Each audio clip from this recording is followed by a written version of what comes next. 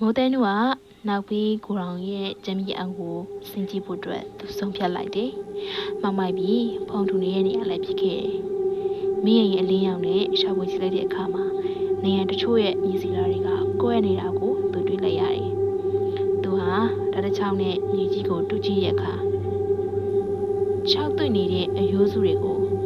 တွေ့ခဲ့ရတယ်။အယိုးစုရဲ့ဦးခေါင်းကုံမှာလည်းဒီမှာတဲ့အကွဲကြောင်တစ်ခုရှိနေခဲ့တယ်။ဒါဟာမခင်မောင်ပါပဲလို့သူသတ်မှတ်လိုက်တယ်။အဲ့ဒီအချိန်မှာ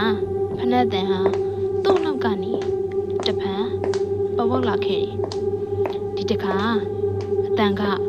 ပိုပြီးနီးကပ်လာတယ်။ပိုပြီးတော့လေညံဆန်လာတယ်။မိုးတဲနုကနောက်ပြန်လှည့်ကြည့်တဲ့အခါမှာ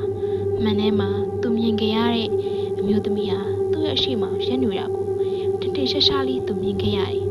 ။မဆန်းရဲ့ဝိညာဉ်ပါပဲ။သူမရဲ့မျက်လုံးတွေဟာဝမ်းနည်းမှုကျေးဇူးတင်မှုတွေနဲ့ပြည့်နေခဲ့တာကိုသူမြင်ရတယ်။သူမရဲ့မျက်နှာကအသက်ရှင်နေတုန်းကလို့ကြည့်ရဆိုးတဲ့မျက်နှာပုံစံမျိုးမဟုတ်တော့ဘဲနဲ့ဖြူပဲဖြူရောနဲ့ညှိုးငင်နေတယ်။ပြီးတော့လေကျေးဇူးတင်ပါတယ်ဆိုတဲ့စကားတန်လေးကိုသူကြားလိုက်ရတယ်။ဒါပေမဲ့မဆန်းရဲ့နှကန်းတွေက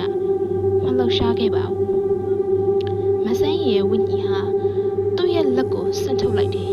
။မိုးတဲနုရဲ့လက်တွေဟာအေးဆက်နေတဲ့အရာတစ်ခုကိုခန်းစားမိတယ်။နောက်တော့မဆန်းရဲ့ပုံရိပ်ရောင်ဟာတဖြည်းဖြည်းနဲ့မိမ့်မိန်ပြောက်ကွယ်သွားခဲ့တယ်။အေဦးခန်းတွေကနိုင်တန်ရလေးရှက်တက်သွားခဲ့တယ်။မိုးတဲနုဟာကျဲရွာလေးကိုပြန်ပြီးရက်စခန်းမှာအကြောင်းကြားခဲ့တယ်။ရဲတွေရောက်လာပြီးစစ်ဆေးတဲ့အခါမှာ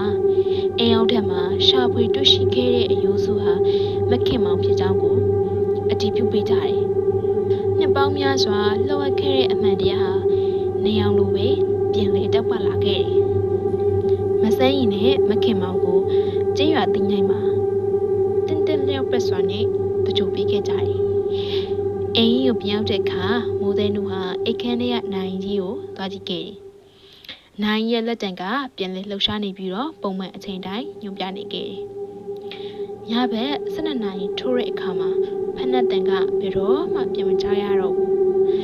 ။မိုးတဲနုဟာဒီမှာပဲစနေကိုဆုံးဖြတ်လိုက်တယ်။သူမဟာဒီရင်ကြီးကိုပြန်လည်မမှန်ပြီးသူမရဲ့အမှုပညာတွေကိုဒီကျေးလက်ဒေသမှာပြန်လည်စတင်ဖို့ဆုံးဖြတ်ခဲ့တယ်။သူမဟာမဆန်းရင်နဲ့မခင်မောင်ဆိုတဲ့ညီမနှစ်ယောက်ရဲ့ဝိညာဉ်တွေကိုငြိမ်းချမ်းစွာအနားယူနိုင်အောင်ကူညီပေးနိုင်ခဲ့တယ်လို့သူမခံစားရတယ်။ဒါပေမဲ့တခါတလေညနေတကောင်အချိန်တွေမှာလေရိုက်ခတ်တန်တွေကြားကနေ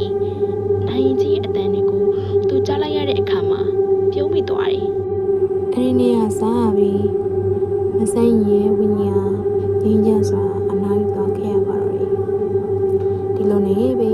မိုးတဲနုဟာထိုအင်းကြီးကိုအရင်ကအထက်ပိုပြီးတာယာလှပအောင်